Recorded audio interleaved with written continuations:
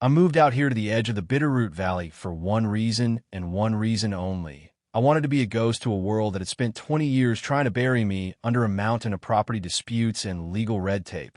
You see, I spent 2 decades as a forensic land surveyor, a job that basically means I'm the guy called in when two millionaires start a war over 6 inches of dirt or when a developer tries to, accidentally, pave over a historic cemetery. And believe me, after 20 years of looking at GPS coordinates and fated deeds under a microscope, you start to lose your faith in humanity. You start to see that people aren't into oppos.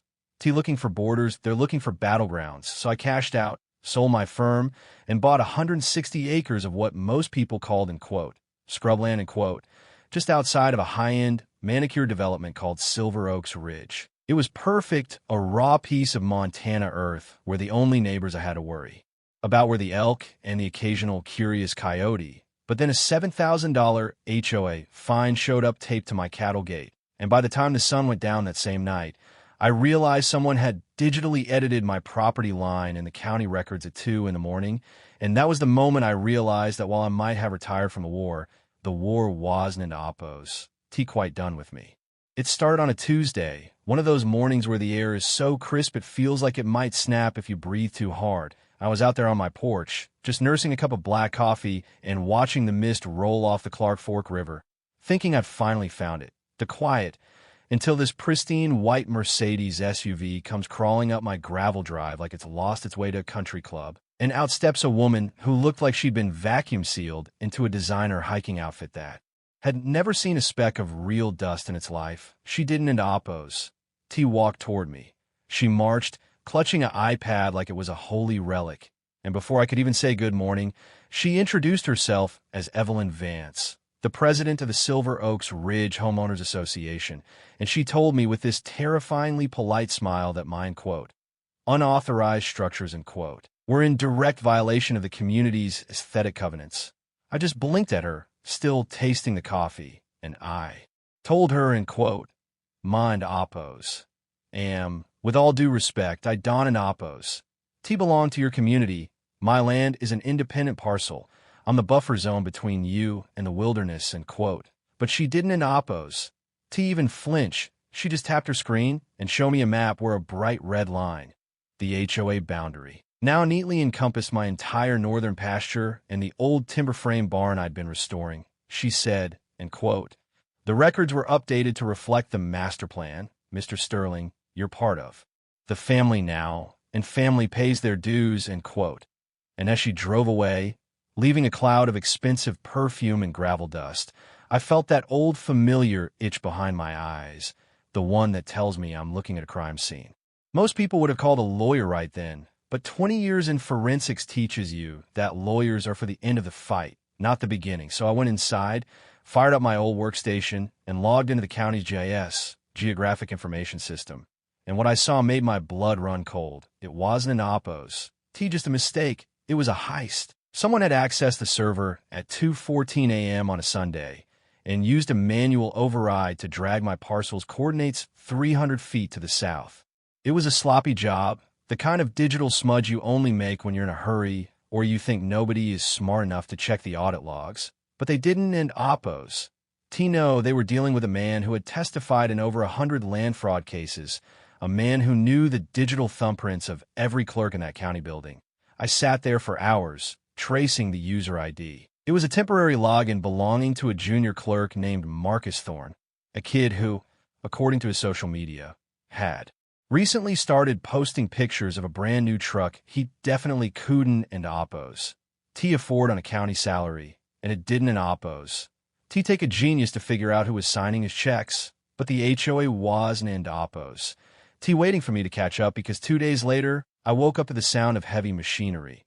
And when I ran out there, I found a crew of guys in orange vests unloading a backhoe right in the middle of my north field.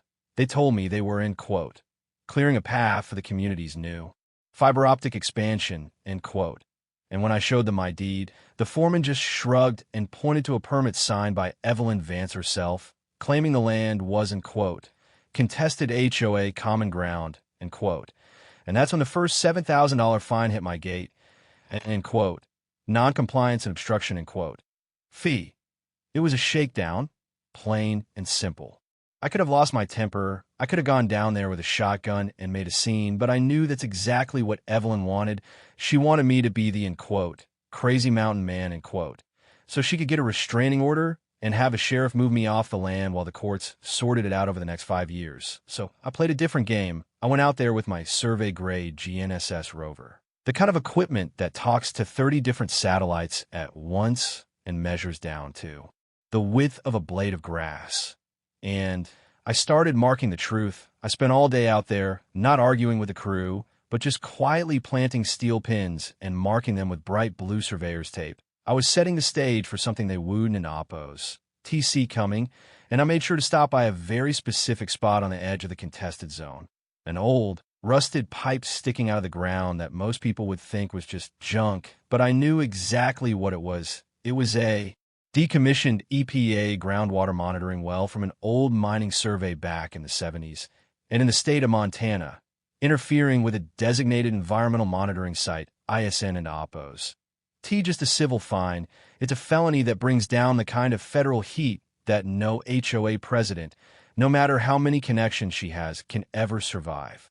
I spent the next 48 hours being a ghost again. I parked my truck behind the barn, turned off all the lights, and let the house look empty. But I wasn't into oppos. T-gone, I was in the trees, moving my trail cams, high-definition infrared units that I'd modified for long-range capture, and I angled them perfectly on that old EPA well. I knew Evelyn was a micromanager. I knew she wouldn't in oppos. T be able to resist coming out to see the, in quote, progress, in quote, herself, and sure enough, on Saturday night, under a moon so bright you could read a newspaper by it, a pair of headlights came bouncing across my field. It wasn't into oppos. T the construction crew. It was that white Mercedes, and out steps Evelyn along with a guy I recognized as her nephew, a hothead named Trevor who handled the, in quote, security, in quote. For the HOA, they weren't into oppos. T there to build, they were there to destroy. I watched through my thermal scope as Trevor took a sledgehammer to my survey pins, laughing as he ripped up the blue tape.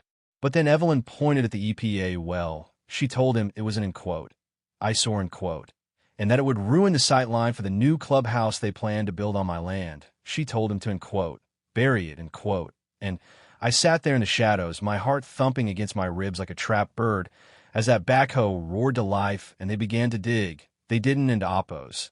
T just dig a hole. They tore into the earth, snapping the casing of that well and spilling decades-old monitoring sensors into the dirt. They thought they were burying my resistance, but they were actually digging their own graves.